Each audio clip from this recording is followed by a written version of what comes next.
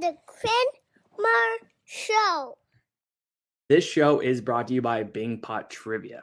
How many times have you been to a trivia night where it just felt like somebody reading questions? Well, Bing Pot Trivia prides themselves on bringing high-energy, dynamic hosts to every event. The show leans heavily on visual elements.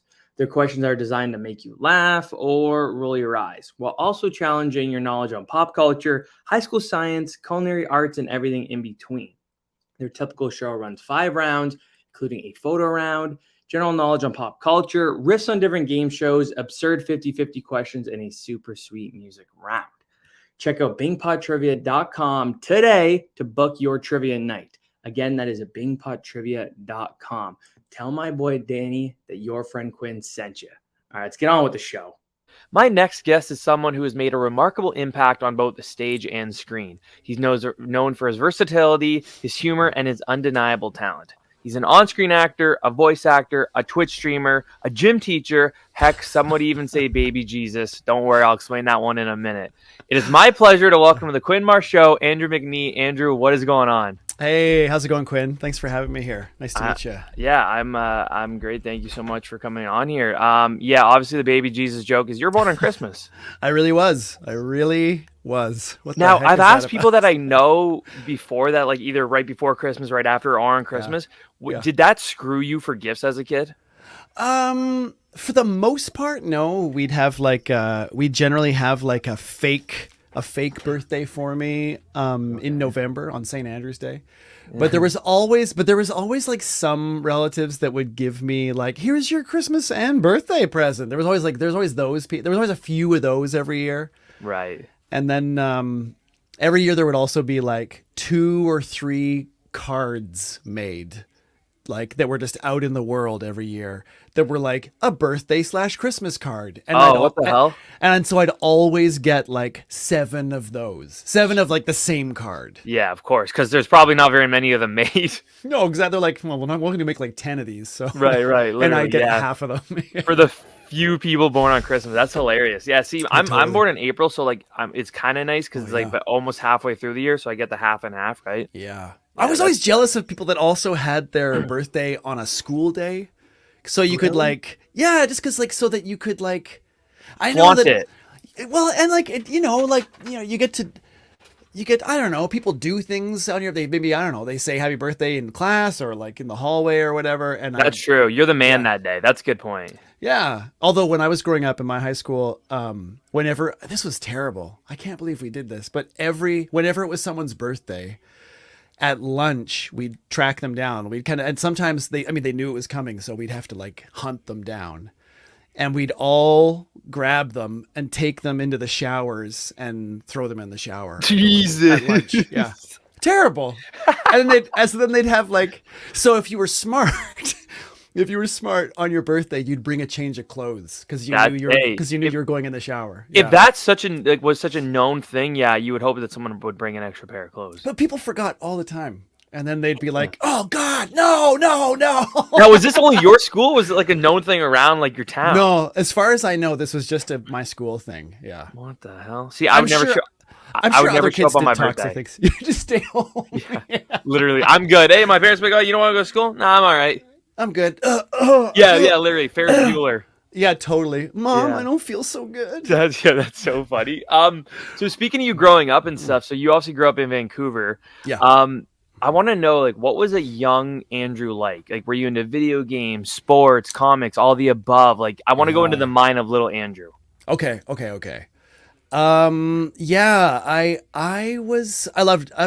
me see.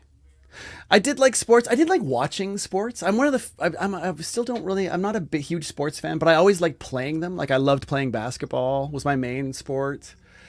I didn't really, when I was a kid, like in high school and stuff, I took drama, but I never really thought of it as a job, like as a career that you could actually have. Right. So I wasn't really I wasn't kind of focused on that sort of thing yet. But I was pretty weird. Like I was a bit of a goof, bit of a clown.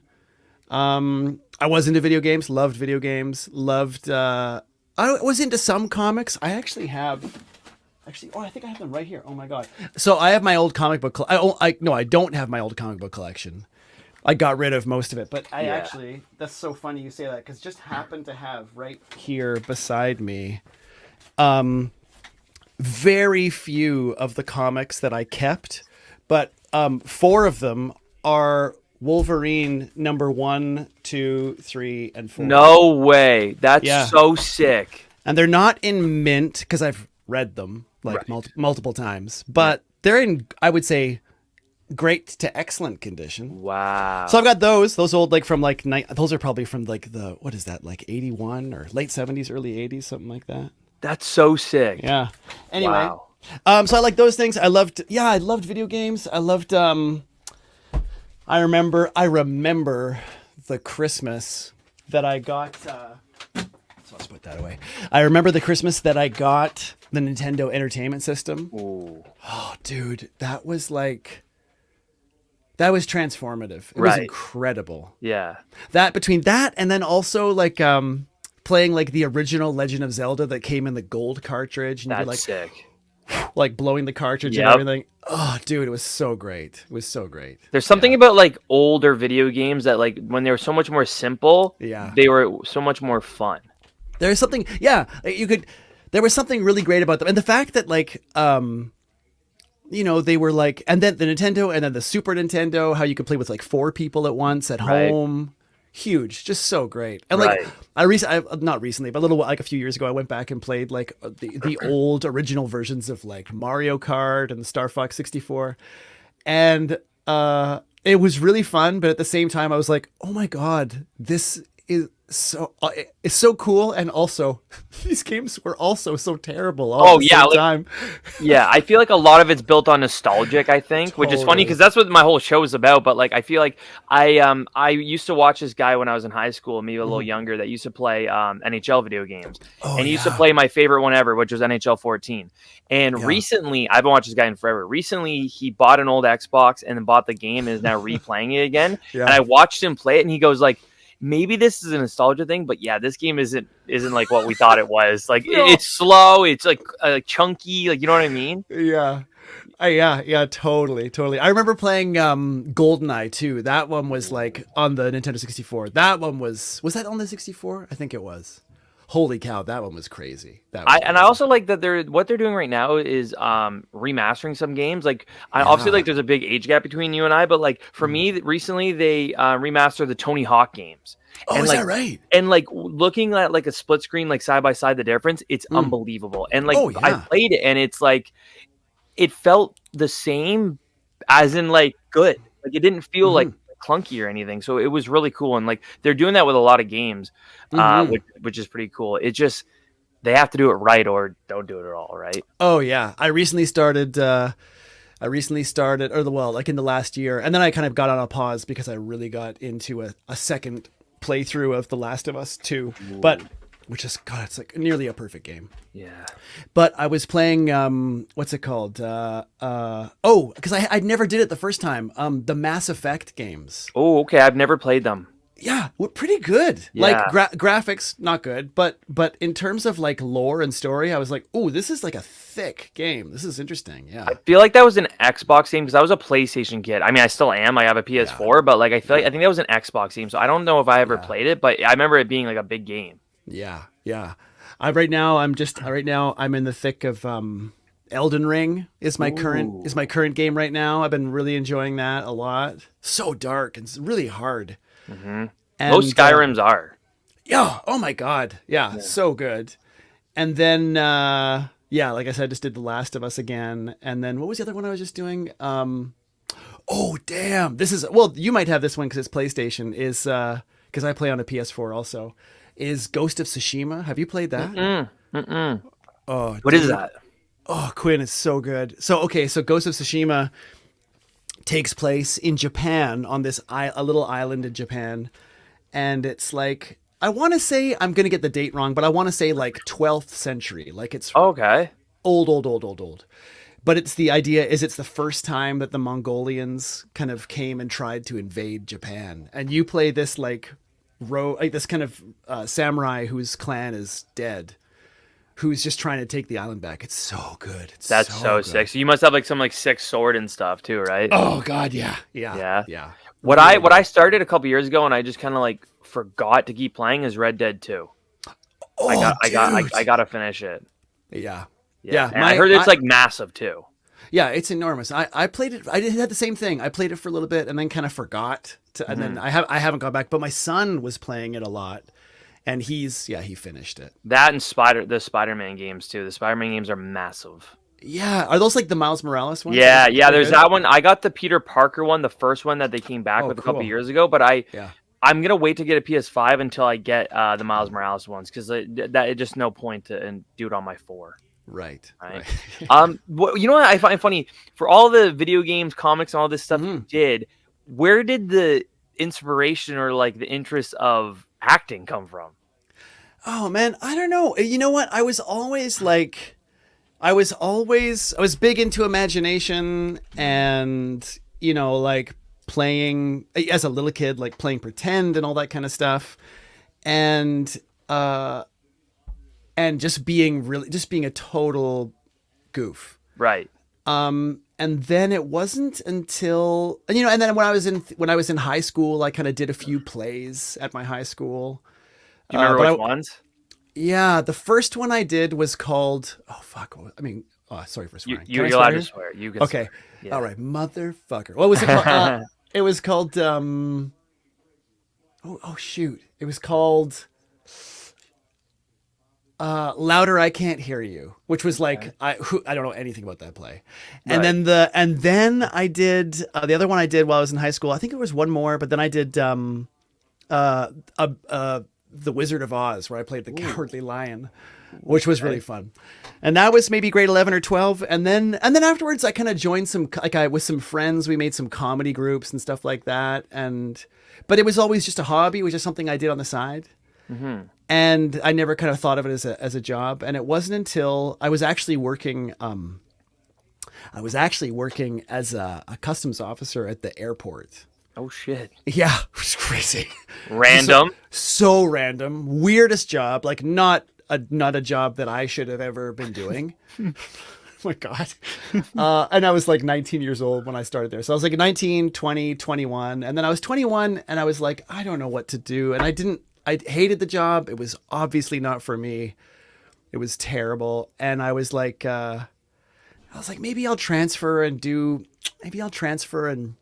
see if I can work with the dogs, like do the canines. I don't know maybe I'll do something like that. And my friend, Karen McMillan, said to me, who was also working there, and she was in law school at the time. And she said, "What are you doing?" And I was like, "I don't know. I just thought I'd try and transfer to a different thing." She's like, No, this is awful. You should quit. You should quit and go to theater school. And I was like, as soon as she said it, I was like, you're right. And so did you go from high school into this job? Like you didn't go to college or anything? I did a little bit I did some college classes, but I definitely didn't do like I wasn't working towards a degree in any specific way. Like I was just like, I was picking away at courses, but didn't know why and didn't know what, and didn't know like to what end. And also didn't like I wasn't choosing classes in a way of like, oh, I'm going to get a psychology degree or I'm going to go into like broadcasting or whatever. It was just like, I don't know, I'll take this class. This sounds interesting. Whatever. Yeah, because I guess I went because you were supposed to do that. Get a 9 to 5 and then have 2 weeks off every year, retire at 65. Yeah, right. And so exactly. And so I was like, I guess this is what you're supposed to do. And then when she said that to me, it was like a switch went, and I was like, you're right. And I immediately quit and then went to theater school. Yeah. Wow. I want to go back quickly. Do you have siblings? Yeah, I do. Yeah. Okay. So when you were playing pretend and doing all this, is there a big age gap between you guys? Were you doing this yourself? Yeah. Were you with them? No, mostly myself.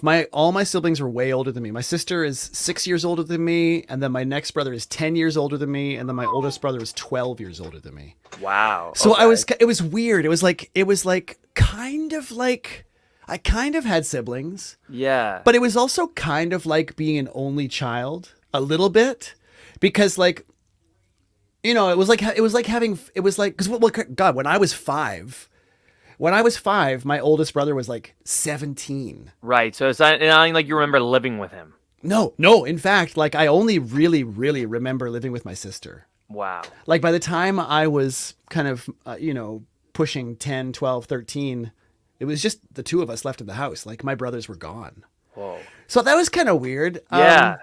It was also kind of like some people say, oh, it's like being an only child. But I was like, kind of, but it's also kind of like having 5 parents, 3 of whom were gently abusive. Right. Fair. Hey, no, that's fair. Hey, that's exactly like my great aunt and uncles, and then my grandpa. yeah. So my youngest of my great aunt and uncles, she's way younger than the rest of them. So they always say, yeah, she was an accident. Like, I don't think they were planning on Totally. it. Do you think you might have been? No, 100% an accident. Oh, yeah?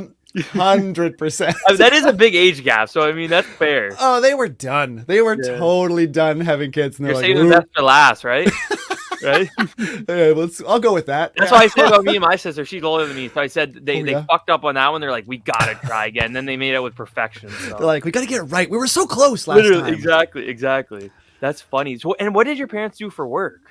Oh, okay. Well, my folks, my dad was a pilot, and my mom was a flight attendant. That's actually how they met. Oh, no shit. Yeah. That's cool. Yeah, which was really wild, which is really cool. But it also meant they traveled all the time.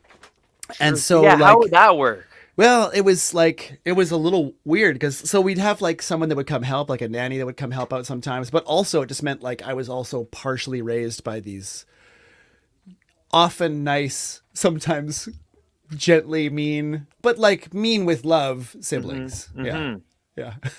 Huh. That's interesting. Wow. Yeah. It was also like a different time, right? Because I was born, so I'm older than you. I was born in like 74.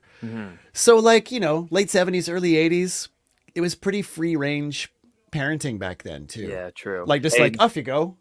Rub some dirt. No car seats, just chuck on the seatbelt. If that, maybe. Totally. Yeah, that's hilarious. hilarious. You scraped a bunch of skin off your leg? Just rub some dirt in that. You'll be fine. That's one of the most famous lines. Rub some dirt in it. Just rub some dirt in that. That's so funny. Now, okay, so you talked about being like the 70s, 80s. Now, it is now, but like then for acting in Vancouver and NBC, it wasn't like it is now. So like, how difficult was that for you? Like once you ended up going to school for that, and then getting out of school, was it like, holy fuck, there's literally nothing. Like, what am I doing? Luckily, Vancouver, ever since I don't know when it started. If it would have been like the 80s or so. Oh, okay. So it was like that then? Well, film and TV was for sure. Like film and TV has been pretty big in Vancouver for quite a while. Like Vancouver's been the substitute for a lot of American cities for a long time. Like is that because it's cheaper? Yeah, part of it's a couple of things. It's partially because it's cheaper. Well, probably mostly because it's cheaper because they get like tax credits and stuff for filming here. And also, we've got a lot of different. I guess Vancouver's got a lot of stuff that can be made to look like a lot of other places. Like we've got the ocean, we've got the mountains, we've got lots of forest. That's a good point. And then we also have like downtownish type skyscraper-y area. Yeah. We've got like urban sprawl. You can go out to the valley and it's like suburban paradise looking kind of thing. It looks like small town America. Yeah. So yeah, like there's an area just outside of Vancouver called Fort Langley, and they shoot so many Hallmark movies out there, like so many, because it looks like Pleasantville, like they're like yeah. But yeah, so in terms of film and TV, there was always something going on here, so that kind of felt. I don't know about attainable or what, but I also grew up. One thing that I had that was really kind of a neat gift was my folks were really into the arts. Well, my mom was a huge theater fan, and my dad wasn't as much, but he would go with her. Like he'd go. Right. And so when I got a little older, my dad would be like, often they'd have seasons tickets to all the different theater companies and stuff. And my dad would be like, I don't know if I want to go to this one. So I ended up being my mom's date to a lot of plays. Nice. Like I saw a ton of theater growing up. Yeah. And so when I was thinking about it as a career, it just didn't occur to me that like as a kid, I knew there was lots of theater out there in Vancouver. I never thought of it as a job. Like I never thought of it as a career. So that was the main transition, was me thinking like, oh, I could do this this could be a living. Right. That was the big difference. So how long were you in school for? In theater school? Yeah. So I went to theater school I went to a conservatory style school called Studio 58.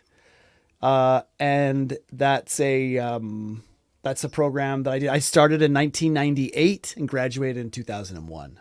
You started when I was 2. If that didn't make you feel old.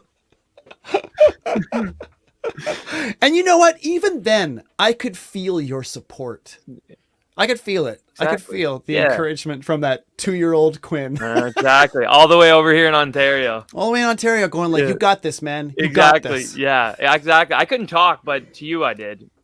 Through the mind. Yeah. Through the mind. Right here. So then after you're done school, you're checking your IMDb. Your first credited role was in a short called Good Morning. Oh, yeah. Yeah. Tell me about this. I want to hear all about Good Morning. Good Morning was like, okay, so... You're on the cover. You're right in the middle on this cover. Yeah, I was the guy. I was like, it was a short. Big it was hair. It was a short, big. I used to have a giant afro that was so big that in your driver's license photo, back when your driver's license photo was like an actual like paper photo. Oh. It was, laminated or whatever, but it would be like a rectangle, right? And my hair went to every corner. Like my face was in the middle of the photo, and then it was just like an ocean of hair to every corner of the curls picture. on curls on curls. Yeah, it was bananas. That's funny. Yeah, it was ridiculous. So I'm trying to remember.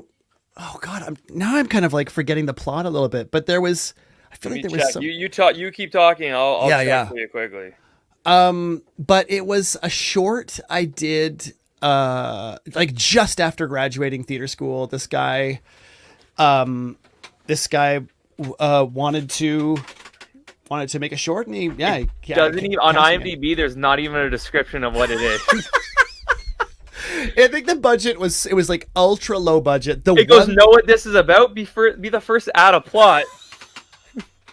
From like 24 years ago, no one's added a plot to it. Yeah, no, I wish I could. I know. Maybe I should add a plot and just make one up. That's pretty cool that you can I can just go in there and type whatever I want. But yeah, this was about there's aliens and the president. Totally. Yeah.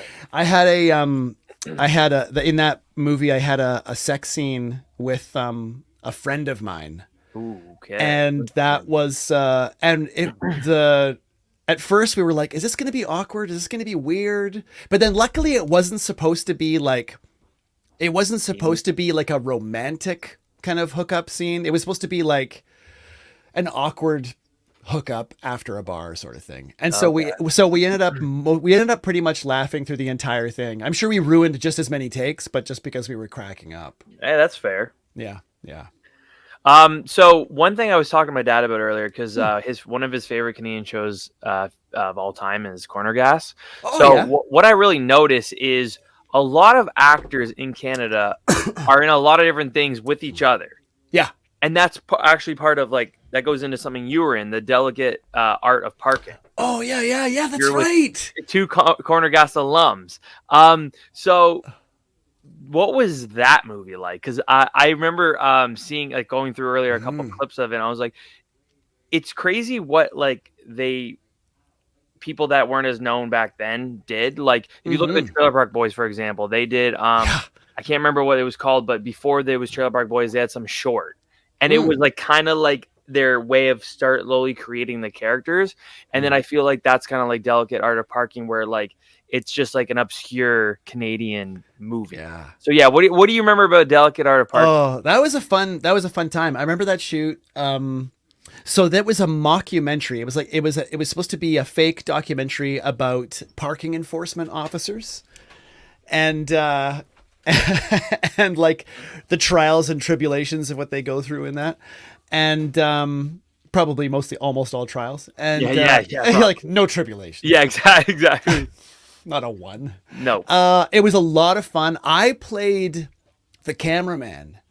So I was like, it was a really weird thing to shoot because I was there like almost all the time, but I wasn't actually the camera guy. Like I wasn't really doing the camera work. Right. And I would just be like standing beside the cameraman, the actual cameraman, just like throwing in lines from behind as like, I think the character name was Gus. And I would just like chuck stuff in once in a while. If you're that cameraman, do you think he's like, fuck, man, nothing's worse than having a guy yelling in my ear right beside me as I'm trying to film? Totally. He was like, this guy. Nothing against you, just in general, just someone yelling in his ear, basically. Totally. He's like, Right. This guy doesn't look like a cameraman at all. Yeah, exactly. Yeah, he has no idea. Like when you're holding it in the movie, he goes, "That's not how you hold it." That's not how you hold it, stupid. Yeah.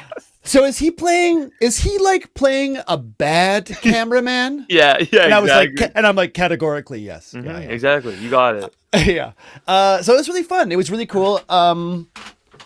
I think I actually only appear in the beginning. I think you only actually see me in the very beginning of that, and it's me like you see a tiny shot of me cleaning the lens before I put it up on my shoulder. So just to introduce you, to say, hey, this is what he's doing. Yeah. Interesting. And then it's just my voice for the rest of it. Yeah. But that was a fun shoot. Yeah. You should have talked to Nancy and Fred of getting you a roll in Corner Gas while you were there. Yeah, what the hell, man? Yeah. Hey, for a Canadian show, that has to be one of the more successful ones of all time. Oh yeah. Yeah, I would say, how many seasons did that go for? It went for ages. A while. Like, Yeah. no joke, every Sunday my dad's still watching that on Comedy Central. Literally every morning he's always watching it. And then they made like an animated series of it. And they did a movie. Yeah. Brent That's Butt's like, hilarious. That guy is so funny. yeah. And so is Nancy. And so is like, oh man. Yeah, they're they all are. Yes. yeah. Yeah. Fair. Yeah, Especially the they're guy who all played great. Oscar. Yes. His Yeah. dad. They're all yeah. So They're good. that's right. That's right. There was one, I don't know if you remember this, but like me and my dad always say to each other, was when Oscar comes out in the porch and he's yelling at kids. He said, "Hey kids, get the F off my lawn." And it pans to them and they're all just holding one huge letter F. I don't know what it is, but it gets me every time. That's so good. Well, it's one of those shows where you can tell that it was created by a stand-up comedian. You're Yeah. like the quality and the consistency of like joke, Right. joke, Yeah. joke, and they're all like good. And then Nancy's so funny. I remember I did an episode of her because she did a show afterwards that Brent Butt was he directing it or like show running it? I can't remember. And what the hell was that show called? Where she played like a child psych. No, she played a children's. And I might get this wrong. I think she played like a children's author Okay. who like had a major meltdown and had to go to like anger therapy, kind of like what was it called? Shit, what was that Here, I'm called? looking right now. Hiccups. I think it's called Hiccups. Yep. It was for 1 year. Yeah. Yeah, it was a good show too. It's too bad it didn't keep going. Yeah, you're right. Yeah, he was a writer on it, Brent. Yeah. Yeah. Nice. Yeah, that was a fun one too. When I was a kid, and I probably shouldn't have been watching these. One of my favorite things I used to watch was the scary movie franchises, and this was God. like the original ones with like the Wayans brothers and everything. So Yeah. doing my research with you, I noticed you were in the fourth one, I think, Yeah. and you played a character named Hoss. Now I haven't seen Yeah. the movie in a long time. Can you tell me who this character is? Yeah, totally. Okay. So remember how in scary movies they would parody other scary movies, Yeah. right? And so one of the scary movies they were parodying was remember that M. Night Shyamalan movie called The Village? Yes, with Phoenix. I'm blanking on his first name. Oh my god. Oh, Joaquin Phoenix. Yes, was he in that Joaquin one too? I'm pretty sure. I know he was in that one, Signs, as well. I think he might have been in both.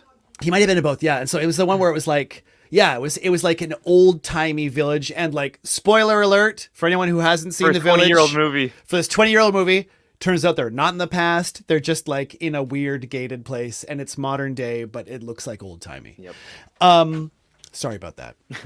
And it doesn't affect the story, so I don't know why I just ruined a movie for people for absolutely no reason. Yeah, I like how you just brought that part up. Anyway, so another thing critical to telling this story is that you should all know that Darth Vader is Luke Skywalker's father. Anyone? That's true. Okay, Yep. great. Okay, yeah, good. Bruce Willis is dead. And in, yeah, in, he's dead. He's a ghost. Yeah. Also, is there anything else I should give away? Yeah, what's the biggest spoiler in the history? Rosebud is the name of his sled in Citizen Kane. Okay, there we go. I feel like we've Jack covered doesn't make it in Titanic. No, and there was so much room on that door. On the door. Yes, there was. I'll die saying that. Yeah, I agree. Never forget. That was our 9/11 right there. Yeah, exactly. So I played. Okay, so it was in the village part, and they decided to do a lot of the scenes in the village based on where it's going to be around this like wedding that was happening. And I was one of the people getting married, and in this like old timey wedding.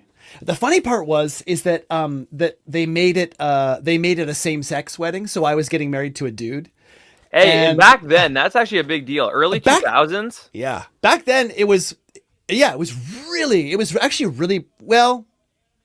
I was going to say it was really progressive, but I don't know if it was progressive because they were doing it for a joke. Okay, fair. Yeah, fair enough. Good point.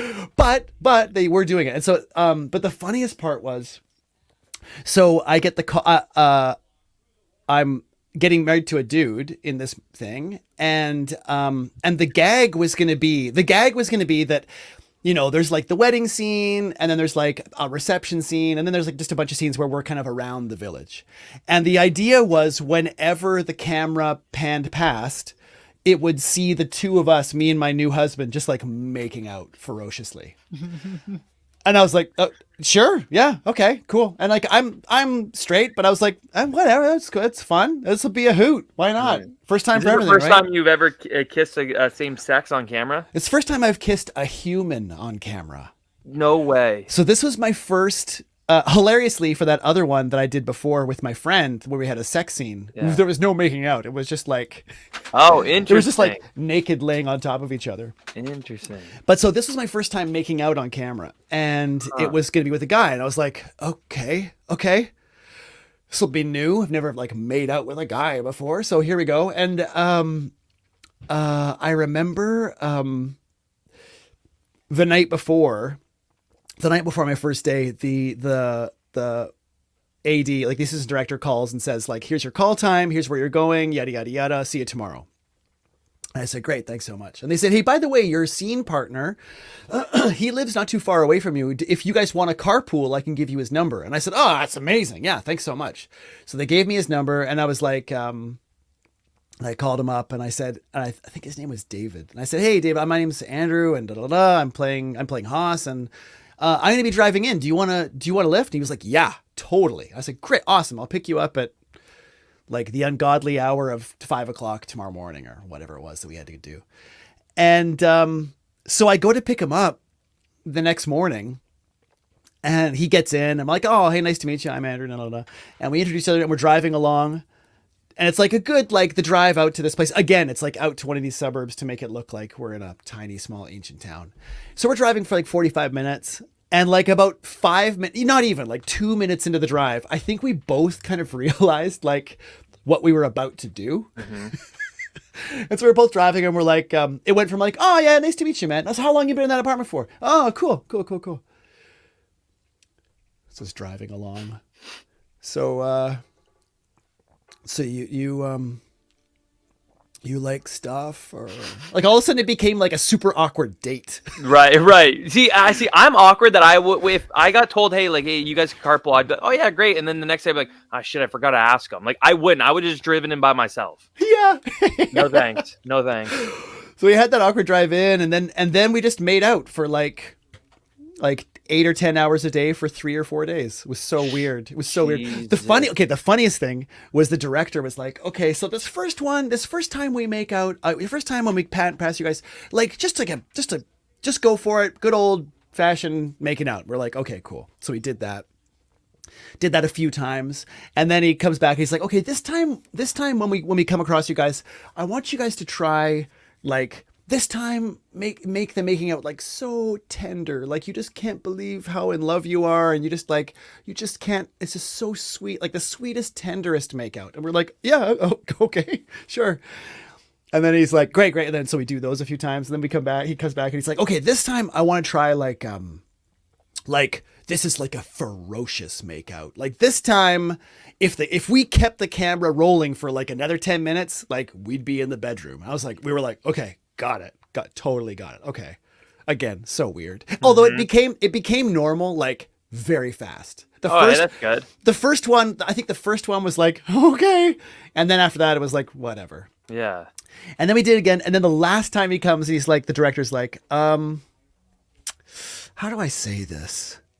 When we do it this time, would you guys know what I meant if I said I wanted you to do like a porn star makeout? And we were like, you mean like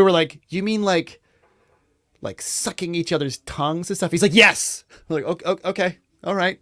I mean, I don't know. It's weirder. The fact that like, what, him saying it, or you guys knowing exactly what he meant? Totally. He seemed like off-putting, like, oh, like, I don't know, like, I want to be careful when I say this. And he goes, no, exactly, I got it. Yeah, we're like, no, we know. Yeah.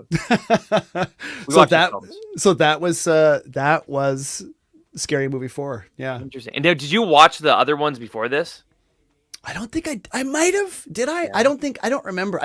I might have watched one of them. Yeah.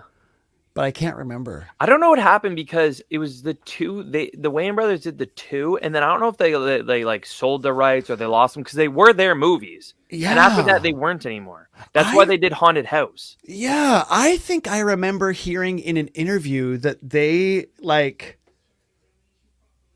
that maybe they did not willingly let go of it. I think, is that right? Yeah. That there was and I'm not like trying to stir a pot, but for some reason I remember hearing an interview with one of them saying that it was like a bit of a contentious thing for them. Right. I mean, there was a drastic difference between the second and third. Like, if you actually would go back and watch them, you would notice that like it's not the same sort of jokes, and they got more parody-esque later on.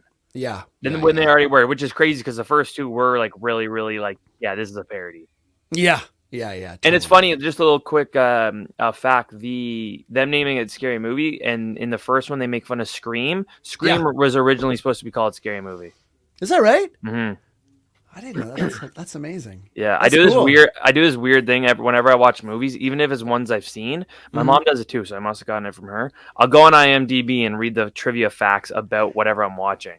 That's really cool. Do you do that before or during or during after? it? And then my fiance gets so mad, she'll get off your phone. I'm like, no, I'm learning.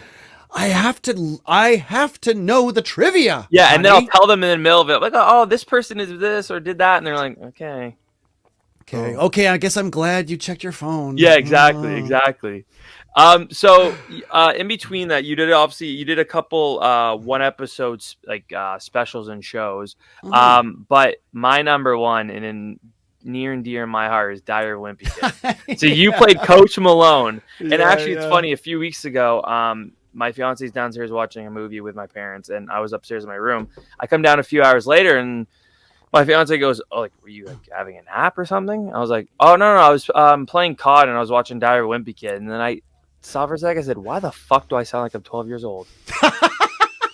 I hadn't seen the movies in a while. I was like, "Hey, they're on Disney Plus. Fuck, why not? I'll watch it." Yeah, why not, man? Yeah. So those were fun. Where did the books first came out in 2007 and the movie in 2010. So how did you hear about the role? Did you know anything about the books beforehand? No, I didn't know anything about them. I was obviously not the age demographic for them, so I missed them as a kid, and I didn't have kids yet. True. Although that's not true. The second year, when we did Wimpy Kid 2, because Wimpy Kid 1, I think we shot I think Wimpy Kid 1 we shot in 2009, and Wimpy Kid 2 we shot in 2010. I do this with people that like with actors and stuff. In my head, it's the year it came out, but for them, it's the year that it was filmed. Totally. Yeah. So I think we were about to shoot the second one, and my oldest son was just born in 2010. Yeah, but he was like literally a newborn baby, so we weren't reading any stuff. He might have been a genius. Who knows? Yeah, I should have just given him those books. But yeah, I didn't hear about it. It was just a normal audition that I got, and was it for Coach Malone specifically, or was it just for the film? Oh, okay. No, it was for Coach Malone. And I remember having like a terrible day. I vaguely remember that audition. And I remember I was having the most shit day I'd had in a long time. I can't remember why, but it was just like, I was just pissed off and felt like rushed. And I was like, I was having an awful day. And I remember going into the audition and kind of like, you can't, sometimes, you do your best, but sometimes you can't help but bring in whatever you've got going on in your life into the room. Fair.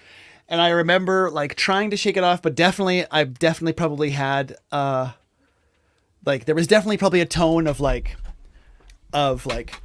coming in. Yeah. Nice to meet you. Doing the scene. Be like, okay, like anything else? You have any questions, Andrew? No. We're done. Good. Okay. Bye. And like, just being like, rush through it. Yeah. Just being like, I want to basically the subtext being like, can I fucking go now? Yeah. Seriously. Yeah. I remember being like really ungrateful to be there that day, which is not a good attitude to have. Hey, that sounds like Coach Malone. But that's the thing. And so I booked it and I was like, oh God, I can't tell if it was like, what do they call it on, you ever listen to Smartless with all those guys? Yes, I do. Bateman and Will Arnett. Yeah. And Bateman and those guys talk about like sexy indifference. I was like, I wonder if it was sexy indifference that I came across, or if it was just like, oh, that's Coach Malone. He's fucking, he doesn't want to be here either. This was written for him. Yeah. Did I can't remember because obviously it's been so long since I read the books. Was Coach Malone in the book? Yeah, I think so. Yeah? I think he's in I think so. Okay. But he's a pretty, I think he's a pretty small character. He's just like Greg's gym teacher, and then like you kind of like see him yell at the kids a couple times. That's it, right? Yeah. Okay, yeah. But I think they maybe expanded the part a little bit for the movie. Yeah. My favorite one's the second one when Roderick and Greg are fucking with you. So funny. With the puke.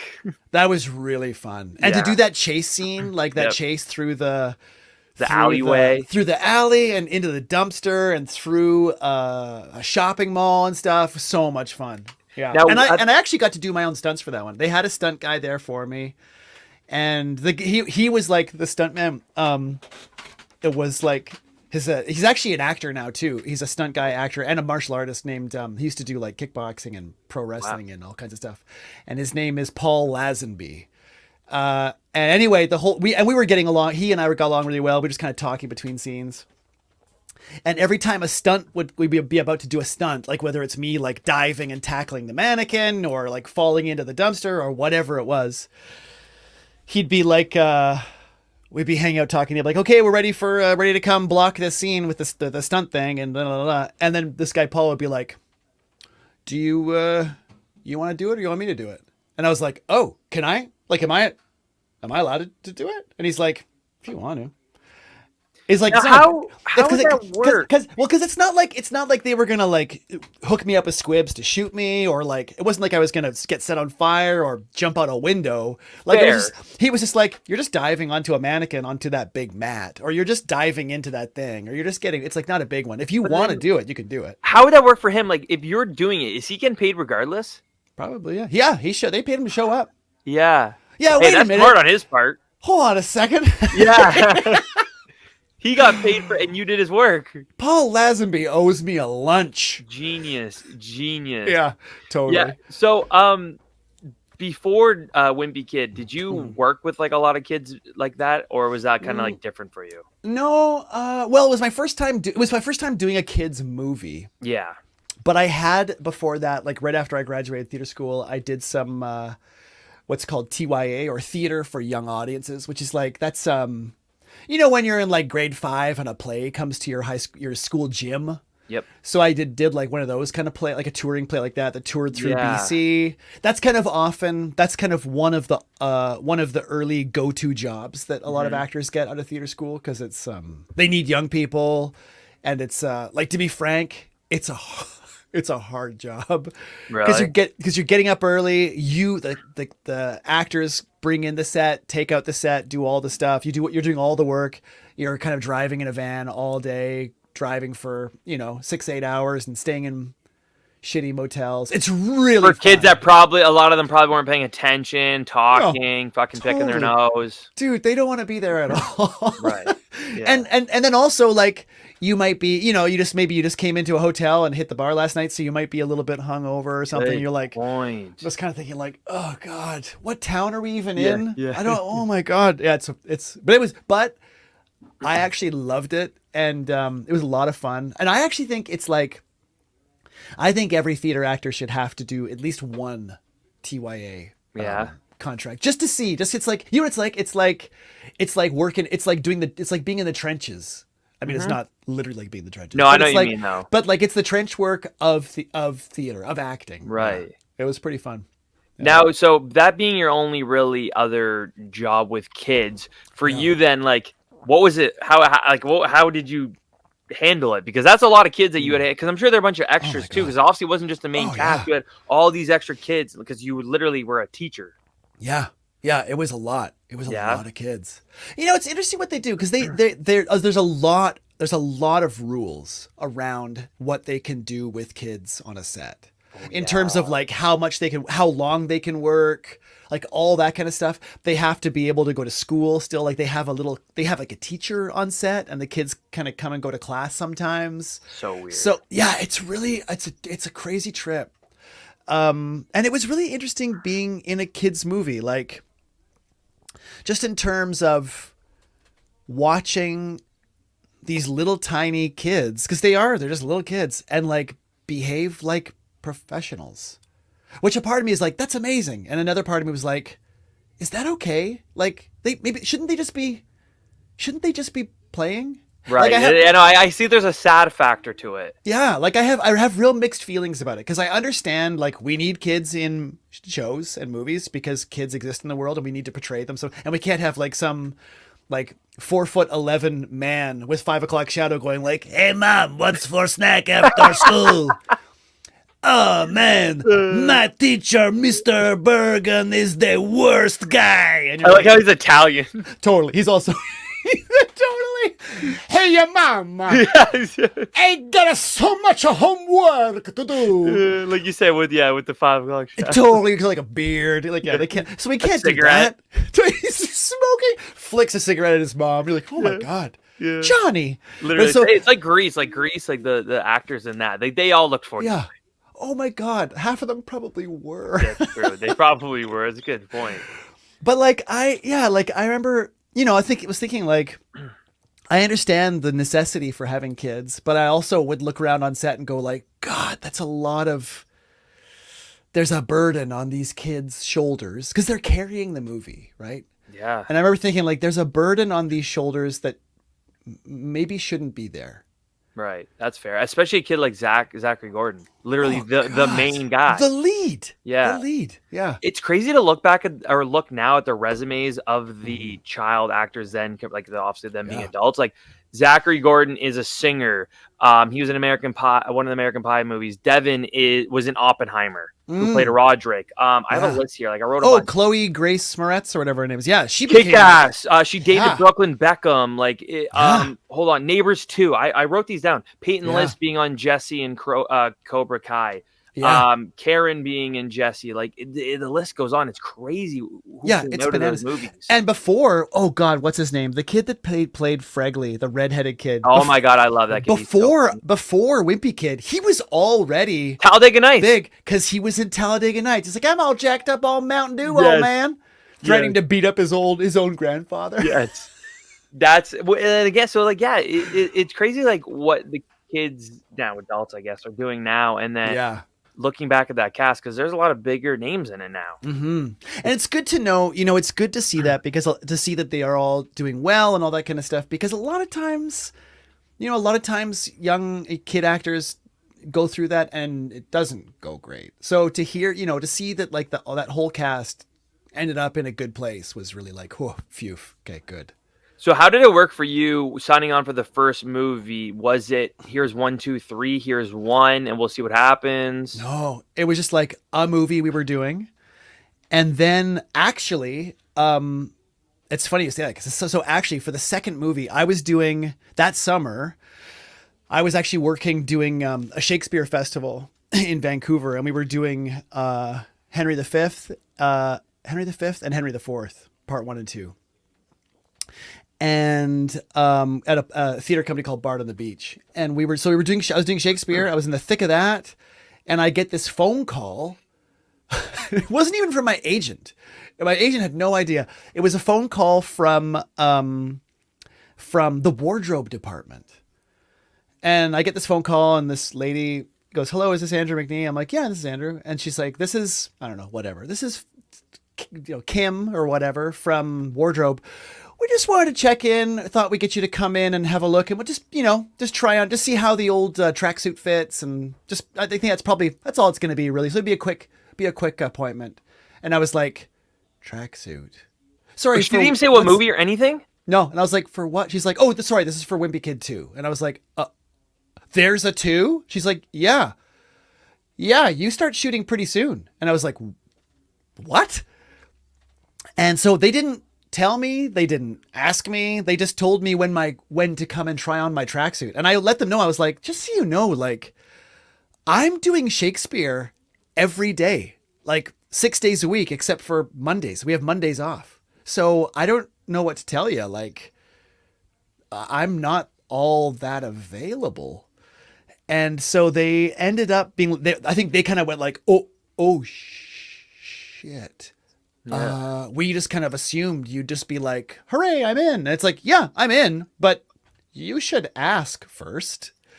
Yeah, I guess it's a good thing that they just assume, but at the same time, it's like you're not sitting I guess they assumed you're sitting at home doing nothing. Just apparently. wait, like I'm just sitting there waiting, like I've been waiting for 364 days. Like, "Oh, I hope Wimpy Kid calls." You Like, wait for Jeff himself, the author, to call you.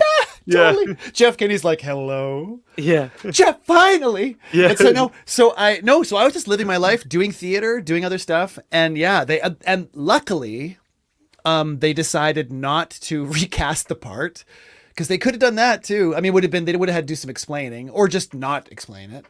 But luckily they said, "You know what? We can actually do this. Most of your stuff is night shoots, because all that like the barf stuff and the chase thing Good point. was all night shoots." Yeah. So they said, "You know what? They were like, what time does the play finish at night?" And I was like, "Well, 8:00 start. Like, I'd probably be done by say 10:30, like out of costume and ready to leave 10:30 p.m. to between 10 and 11. And they were like, "Could you get to set by 11:15? And I thought, "Yeah, sure. Why not?" And so that was it. So like for that week of shooting or whatever, I would do the plays, and then I would just like strip out of my clothes, get in the car, and just like race to set. And luckily the set wasn't too far for this one. It was just like in just on the east side of the city, like not too far, other side of the city, as opposed to like leaving out to the suburbs or something. And like it was so rushed that I wouldn't even park my car. They were like, "Don't park your car. Just drive up to set, leave the keys in the ignition. We'll park it, and we'll just tell you where your car is at the end." Jesus. I mean, hey, at least for this one, you're wearing a comfy outfit. Yeah, at least I just got to be in a tracksuit and hang out. But it was awesome. It was still really fun. That's a lot of work, though. Yeah, and if I was doing if I had to do it now, I could do it back then, because that was. God, that was like 15 years ago. 15 years ago. Yeah. So I was a lot younger and like able to bounce back. Cause like True. back then I guess I was like 35, 36 kind of thing. Yeah. And now I'm turning 50 this year. If I had to do that now, I'd just like be falling asleep on set. It'd be, I can't do 2 jobs at once anymore. Okay, this might be a dumb question, but like with kids and like acting and laws and stuff, were you guys ever actually in the scene together at night? Like, was Zach filming at night or no? Oh yeah. Yeah. Oh really? Okay, so they're allowed to do that? Yeah, it just means that they have to I mean, I don't know what the exact rules are, but it just, they have to, it's more about like the time on either side, like the time, how long they're allowed to work for at once. And then also how fast what's called like the turnaround is. So when they say, okay, you're done for the night, they can't be like, and you're going to be back here in 8 hours. Like they have to give them enough time to be like, that poor kid's got to go have some sleep. Right. Fair. That's a good point. Yeah. So they'd be there for the night. They often wouldn't be there for like the whole night. Like maybe if I was there from 11:15 till, I don't know, 5 in the morning or 6 or 7 in the morning, they'd only be there till maybe 3. Like they often do with kids. They'll often do that. They'll often kind of get all of their coverage done, like all their camera coverage done first, and then get them out of there. Right. So then for the third one, how did you find it? I'm assuming it was a better way. Oh, yeah. So that third one, I wasn't doing theater that summer. I, again, didn't know it was happening again until it happened. But because we had that experience with the second one, that next year, there was definitely a part of me that was like, I wonder if we'll do a third. They were really big movies. They were. It was Fox. They were huge. Like, I don't know about numbers wise, but like maybe just because like I'm the age range for it. But like for me, I remember it being like massive. Like seeing like a 2's coming out or in a 3, seeing those trailers, like watching those trailers on YouTube. I'm like, fuck yeah, let's go. Oh yeah, they were big. Like I remember them being pretty big movies. And I remember when the third one came out, we were doing often you'll do like a table read before you start shooting. You do like a table read where the whole, or as much as they can of the cast get together and sit around the table and get ready to do the, read the whole script out loud once just to hear it and say hi and meet everybody. Right. So we're doing the read through. And everybody comes, and it was all the local Vancouver actors are like, hey, how's it going? Hey, we're doing this thing again. Oh my gosh. And then some of the LA kids come in, and it's like, hey, good to see you. Oh man. And then Zach comes in, and sweet guy, the third one was where he hit puberty. Yeah, dude. And so he comes in and he's like, before that, the first 2 movies, he was like, hi guys, I'm Zach Gordon, and like that stuff. And then he comes for the third one, and he's like, hey fellas. And all the Vancouver actors were like, I think this train is coming to a stop soon. I think this might be the last one. I think this is it. Oh my God. That sucks. Yeah, we're like, oh, next year, there's not going to be a 4th. Yeah. This will be it.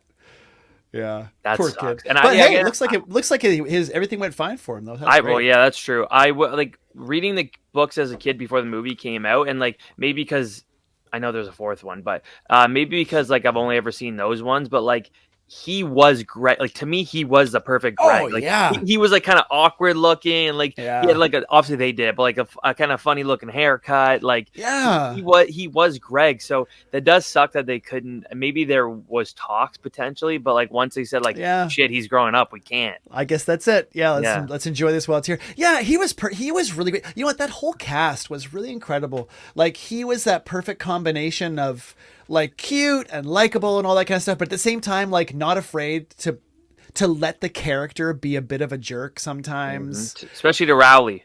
Oh my God. The stuff that character does to Rowley is so I love Rowley's so funny. He kills me. The Zooey Mama stuff. I'll say it to my fiance. She has no idea what I'm talking about. And it's so funny. And that kid, Robert, what's his last name? Caprone? Is that what's his name? Anyway, Robert. Yeah, I gotta tell you, man, he was the sweetest kid. Yeah. Like all of the sweetness of Rowley was real. That was just him. That's awesome. He was such a nice He looks totally kid. different nowadays. Yeah, he does. Like he's like a string bean. Yeah. It's crazy. Yeah. A couple more things before I let you go. So Twitch, like I mentioned, so you obviously stream playing video games. Yeah. Now, notably, I've noticed Fortnite. Has there been any other ones? I tried a little bit. I did try other stuff. I tried Elden Ring. I haven't tried a lot of other things, but I found Fortnite was the funnest one to do because it's so dumb. Like the game itself is silly and weird, and kind of inconsequential. And so if I found that like, because the thing that I like is the idea of the thing that I used to love about video games as a kid was like like shooting the shit with your buddies while you were doing it. Like you're playing a game and you're like, oh my God, what the hell? Do you remember that Mr. Brown farted in science class? Oh my God. Like that kind of, like, you know what I mean? Like, Yeah. like that's what I remember about video games most. Right. Is like playing Zelda or something and you get the blue boomerang and you're like, I got the blue boomerang. Oh my God. And you want to celebrate with your friends or you want to tease them or whatever it is. And so I wanted to do something that kind of replicated that a little bit. And so I tried Elden Ring and it was or just other involved games. And I found them too involved. Right. Like I was, like I'd be listening and watching and like really paying attention to the game. And then I would realize like, Christ, I haven't talked in like a minute. This is dumb. What are people just watching nothing? So I found you can turn your brain off for things like Fortnite. Yeah. And if I get like annihilated by some 8-year-old in Albuquerque, who cares? Because I'll just play again. Like, you know what I mean? Like every game is like 15, 20 minutes. So I'm like, easy. So that just kind of worked out that way. I originally only started playing Fortnite during the pandemic as something to do with my kids because they were playing it, and it was a way during the pandemic. It was a way for them to still like hang out with their friends, and just gaming in general was amazing for that. And so at first they were like, can we get Fortnite? And they were quite young, and I was like, let me check. And I didn't really know a lot about it, so I checked it out, and I was like, oh, it's cartoony and silly, it's fine. Yeah. But then it just became something that we would do together. Nice. And there was also a thing that was amazing that I could do, like if I was on tour. Like I remember one time I was doing a play out of town, so I was going to be gone for a couple months, and so I took the console with me to the place I was staying, and then I could be like, okay, guys, like to my kids, to be like, okay, so after you get home from school, you have dinner, and I'm finished rehearsal. Let's meet up on Fortnite at like 7:00, and we can hang out. Awesome. Yeah, it was a way to hang out and play and say, how was your school? How was school today? How is this? How's that? How's your mom? All that kind of stuff. Yeah, that's sick. Yeah. When I was a kid, my sister would like rarely play video games with me if I asked her to. Like she'd most of the time say no because I was annoying. And then my dad literally, like, I barely saw the guy because he works shift work, so I wouldn't see him a ton.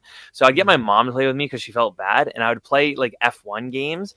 And I remember getting so angry with her because either she would drive the wrong way, she'd fucking drive on the grass into the wall, and I was like, okay, it's okay, you don't have to play with me anymore. I appreciate it, but there's one time my sister's a scumbag for this. We were playing, and she actually played for me the one time, and I remember having to shit so bad, and I'm standing at her like bedroom door like this with the controller and trying to hold it. She goes, "If you go to the bathroom, I'm not playing with you anymore." I said, "Okay." I'm like dancing as I'm playing. Piece of shit move. Oh God, literally a shit move. Yeah, exactly. Oh and that's why I asked my mom after that, and then after that, I was done. How much older is your sister? 3.5 years. Yeah. So it's not even a huge gap, but it was just enough I'm the annoying little brother. Yeah, when you're younger, 3 years is a lot, or it can be. Yeah. Like we obviously went to the same elementary school, but it happened that like I was going into grade 9, she was coming out of grade 12. So then we were never in high school together. Right. It was just at that weird age, perfectly. Yeah. But yeah, that I was watching some of your clips from Twitch, and do you notice a face, like the face you make as you're like shooting or like I have noticed. Battle? I get all tense and like my mouth moves weird. Your mouth closes. Yeah. So do you feel yourself doing that while you're playing? I never did until I watched myself. I was like, what the fuck am I doing over there? I was like, I'm like playing like this. I'm just talking. I'm like, yeah. Oh my God. What a guy. Oh, hold on a second. Yeah, exactly. That's exactly what it is. And then my face doesn't relax until I kill the person. I'm like, got him. Hey, I may do the same thing when I play, because I play COD basically most of the time, or NHL. Yeah, so those are the two games I play. So I may do the same thing. I don't know, but you won't know until you're literally. You should record yourself and find out. You should go on Twitch and be like, do I? Maybe I do. I tried COD. I've tried it a few times. I'm sure if I played it more, I'd get better. But I've played it like, I don't know, a dozen times or something. Oh. I always get assassinated so fast. Mm-hmm. Like I paratroop in, and then like, do you do the battle royale stuff? Yeah. Yeah. Okay. So I tried that. I would parachute in, and then I'd be like looking for a gun. I'm like, oh, that looks pretty good. And I'd get a gun. I'm like, okay. Oh, what's that? Oh, it's a plate. I'll put that in my chest. Perfect. Gone. Yeah, like literally 2 seconds. Yeah, and then I'm like, who even fucking killed me?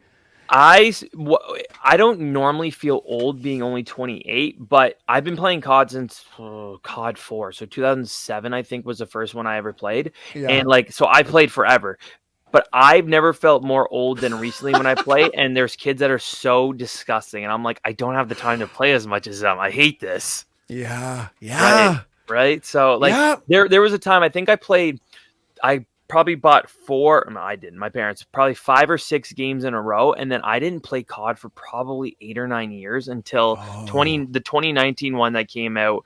They remastered a lot of the old maps that I had played. So I'm like, this is perfect. And then 6 months later in that same game, Warzone was released, and it came out a week before COVID started. So my brother-in-law and I played it. That's First perfect. game ever, we got a win. We're like, holy fuck, this is easy. We didn't get a win for like, no joke, probably 100 matches after that. Oh my god! Yeah, in Fortnite, I've gotten way worse. I used to be able to get a Vic Royale. I used to get a win in Fortnite, like I don't know, like once every 10 games, every 5 or 10 games. Sometimes I get like 2 in a row once in a while. I haven't gotten a win in weeks. Really? I don't know what's going on. I'm a disaster right now. I played years ago, and then when it started getting like that, added like weird shit, I'm like, yeah, I'm out. And then when they brought back the OG map of like 6 months or whatever, I was back for a bit, and then they took it. I'm like, I'm out. Yeah. But now it's back again, or it's coming back again. The OG map? I don't know. Yeah, I saw a trailer for it. Yeah. Right now it's interesting. Right now it's weird. It's like it's a lot of car stuff. Like you can, it's all about cars and like modding the cars. It's also weird because now it's like, I was talking to a friend about this. Now it's like the way this season is, it's like if you kind of need a car to get to like the top 10. Yeah, and then once you get to the that. top 10, like you probably abandon the car at some point because the storm's coming in. But like, right now it's at a place where the cars are, it's kind of similar to when they did stuff like when they brought in tanks or they brought in UFOs. I remember when they brought the planes in, that was the first thing. I'm like, this is sick. When they had the airplanes and with the cars, don't you need gas and stuff?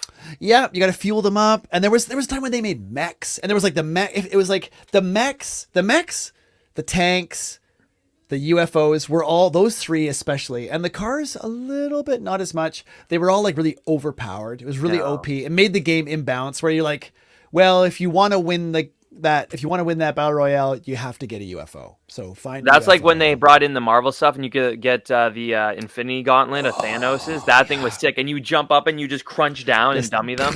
Yeah, that was really good. Like doing things like that, and then like the live concerts with like Marshmello, or I think Eminem did one, and whoever. But like they're so ahead of their time when that came out, and the fact that game is still free is so insane. It's kind of amazing. And I can't imagine how much money Epic has made off that game. Off the V-Bucks, it's nuts. It's absurd. Like, and that's why they could be free. Yeah. Because technically, people buy the battle pass, buy the seasons pass. They buy it like, technically you only have to buy it once. And then you would earn enough V-Bucks. Yep. You'd have enough to get everyone after that for free and have some extra V-Bucks. But that happens to nobody because every kid spends all their V-Bucks as soon as they get them for on some pickaxe, a character, whatever. Skin doesn't matter. They want to look like someone from Dragon Ball Z or whatever. Right, exactly. And then like, some of the characters they bring is hilarious. Like when you could be Peter Griffin, it's like, what the fuck? I know. What so random. Yeah, totally.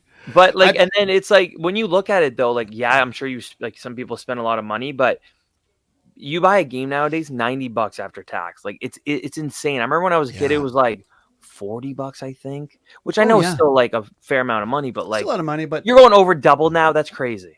Yeah. Well, it's interesting, right? Because like video games are kind of like the new movies. Like it's the new movie industry, right? Like it's and in my opinion, I kind of find video games really interesting because I do feel like they are especially with some of these new games that are like the new medium of storytelling. Mm-hmm. And like, for example, like Last of Us, like, come on, Last of Us and Last of Us 2, that's just an incredible, heartbreaking, beautiful movie that you can be in.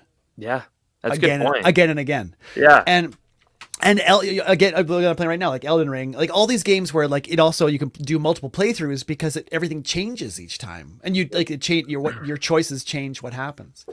But yeah, I generally play as in Fortnite as the psycho from Borderlands. Do you ever play that game? No, but I know what you're talking about. Yeah. This guy, I used to love those Borderlands games so much. So when I saw you could be him, I was like, done. Yeah, the amount of skins there are in that game is unbelievable. Like it's literally, it'd probably be thousands, no joke. Nowadays, oh, I think you're right. Like Probably. you have the main ones plus all the extras and stuff. Yeah. So Crazy. okay, I have a few more things, and I swear I'll let you go. No rush. Please. Yeah. So one thing is you're known for your comedic roles. So what kind of draws you to comedy, and then like, how do you approach creating humor? Because I feel like in your performance, like creating your own humor is kind of difficult, or can be, anyways. That's interesting. I generally think, generally I approach comedy and drama kind of the same. Oh, okay. Because ultimately the most important part is the honesty of it. Like dishonest in like, or maybe honesty is not the right word, but what I might say is sincerity. Okay. Like, when you watch comedy that's insincere or not coming from an honest place, you might chuckle. But when you see comedy that comes from a place that's really true and relatable, that's when you like die laughing. Because you're like, because, and I think the reason is because you are seeing, and comedy also comes out of conflict and struggle. And I think when that happens, what you're seeing is like something that you have experienced. Like that's catharsis, basically. Like you are seeing something that you are like, I feel seen. I feel that too. I have that same struggle. Oh my God, that's fucking hilarious. Like, right. You know what I mean? Or like that person said the thing that I was thinking, but didn't dare say in the moment. And so I think a lot of it is that. And also the other thing too, is that there's a big difference, in my opinion, to how you play comedy on stage versus on camera. That's fair. Because on camera, it's almost, I mean, no, that's not true. It's not your job to be funny, but like so much of the comedy happens in the editing in a film, in a TV show or a movie, good point. right? And so all you can do, it's more like, in a film or something, often it's more like you're just kind of giving them, you're giving them the ammo. Yeah, that's exactly it. They're shooting the gun. You're just handing them bullets. You're like, how do you like these bullets? How about these bullets? Next take, how about these bullets? How about these bullets? Do you like this one? Do you like a knife? Do you like this bullet? And then they're loading it. And then exactly, the director and the editor, like months later, they start putting those bullets in. They're like, oh, I like these bullets. This bullet, that might be a dud. Let's try it anyway. This bullet, I like this bullet. And then they're the ones that go like, and so, but on stage, you're more responsible. You're 100% responsible. And the other thing is too, is that on a film set, it's really weird. It's really weird to go from doing comedy on stage to comedy on film. Because comedy on stage, you have immediate feedback as to whether it's working or not. True. It either works or it doesn't, because they laugh or they don't. And it's harder to discern that in a drama where you're like, you can't hear them being emotionally affected. You just hope they are. You hope they feel it. Yeah. I can't hear them feeling anything out there. I don't know if it's working. Yeah, but like, exactly. but in the comedy, if you're doing a comedy on stage, like they either laughed or they didn't, and that is a measurable thing. But then you go to a film set, and there is an audience there. It's the crew. There's like 20 or 30 men and women just kind of like holding mics, holding cameras, doing light stuff, just kind of hanging out. And there's the director and the producers and all that kind of stuff. And they can't laugh because it'll ruin the take. Oh, I could never be on a crew thing like that. No chance. I would die. I know. Me too. Cause I gotta love laughing, but also like if I, like, there's been a couple of times on set, only a couple of times where I did a take of something that was really funny or absurd to a point where like a couple of crew members would be like, you'd from off camera, you hear like, oh God, yeah. And the problem is like that might have been the funniest take, but we can't use it. It's kind of ruined now because of the sound, or maybe not. Maybe they can trim that out or whatever. But ultimately, it's really weird because you do a take and you're like, was that funny? And then the cameraman goes like, and you're like, but was it? I don't know. Yeah, I don't know if that's tough being a crew and be able can I to trust put that shit guy? in. Yeah, it is. It'd be weird. like yeah, if you do something funny, I go, that was funny. Yeah, like, yeah. Was it though? Yeah. There's no like more damning by faint praise of someone you telling a joke and or doing something funny and someone's like, that was very funny. And you're like, oh fuck you, so hard. Yeah, oh my God. Good one.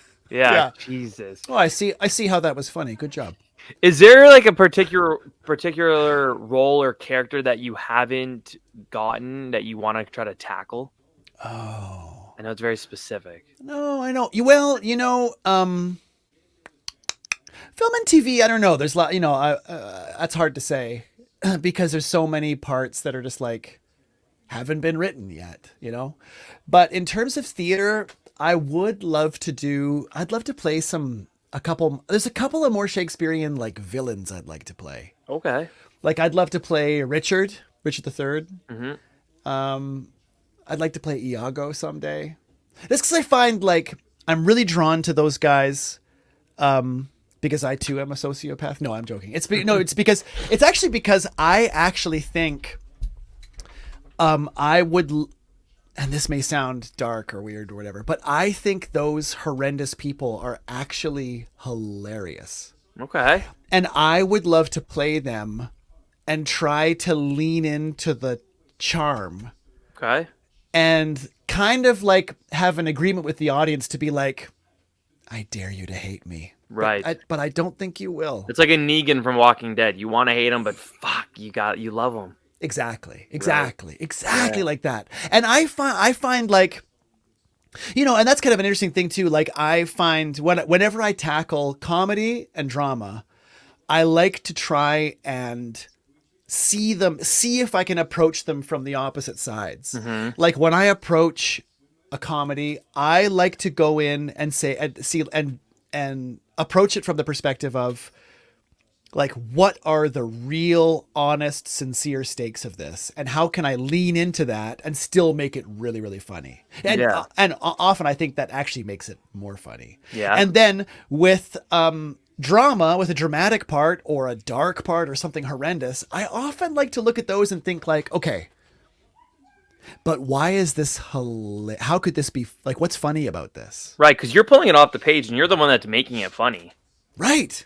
And sometimes when you look at it, you're like, fuck, there's no way you can't. It is funny. Like that is hilarious. Like this person going through this, or at the very least, it's absurd. The amount that someone goes through or whatever. Yeah, I'm sure sometimes it's like easy to perform the funniness just because like the way it was written, like it was written funny that like you should have no problem, right? Yeah. Totally. All right, But last two things. Yeah. I watched an interview recently with Zach Gordon that he would love to bring back Dire Wimpy Kid in like an adult version way, everything like that. Oh my God. You get a call tomorrow to come back. Are you doing it? Yeah, of course. Yeah. Oh my God, that'd be hilarious. Yeah, he I think he explained like a little bit of like of the plot that he was thinking of, and I was like, I can't remember. I was like, that's perfect. That I would love that. Who knows if Jeff Kinney would do it? No clue, but I wonder. Yeah. Yeah. And then I like to end every interview with one specific question, and that's right. What's one thing you miss most about your childhood?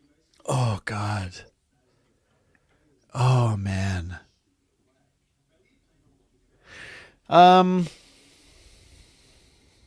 I could think of a couple of things. Mm-hmm. One thing that I loved was like,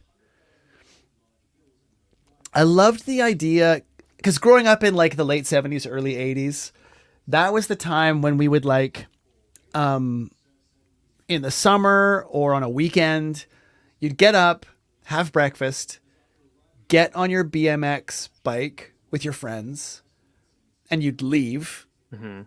And like, God knows where we went. Like we just went and like, far. Like we went into the woods. We went off God knows where.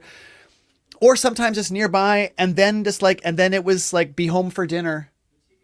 And there was something about that kind of weird, like, childhood freedom that I kind of remember, that kind of came back to me watching Stranger Things. Because funnily enough, Stranger Things is exactly my age. Like, those kids. That's sick. That's the grade. Like, I was in 1986. I was in grade 6. Like, cool. that's like, they are the exact age that I was.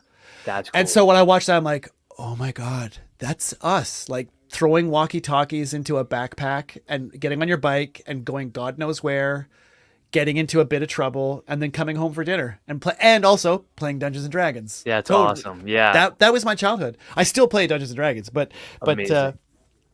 The other thing I miss, and this is a very specific thing. This is so specific. The corner store that by my house growing up had you could buy this it was like a little hamburger that was made that it was gummy? No. Oh. Bubble gum. Oh. And so it was like a bun and like a little piece of lettuce and then meat and cheese and then maybe even a little tomato and then bun. And it was all gum. Because I've seen the gummy one. Yeah. I've seen the gummy one. This one was bubble gum. What the hell? It was awesome. That's pretty sick.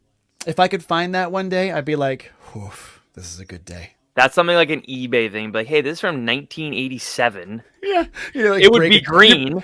And it'd break my tooth on it. Yeah, like, exactly. Oh, no. I don't know if I would trust it, but No. I love it. But no, Andrew, thank you so much for coming on here. It was really cool to be able to chat with you, kind of pick your brain and all things, everything dumb I could think of. So my pleasure, dude. I appreciate it. This was fun, and I took a lot of your time. So yeah, again, thank you so much. Dude, my pleasure. Thanks. Nice to meet you. Yeah, you too, Andrew. Awesome. Yeah. I'll talk to you later. Take care, Quinn. See ya. And that was the Quinn Marr Show.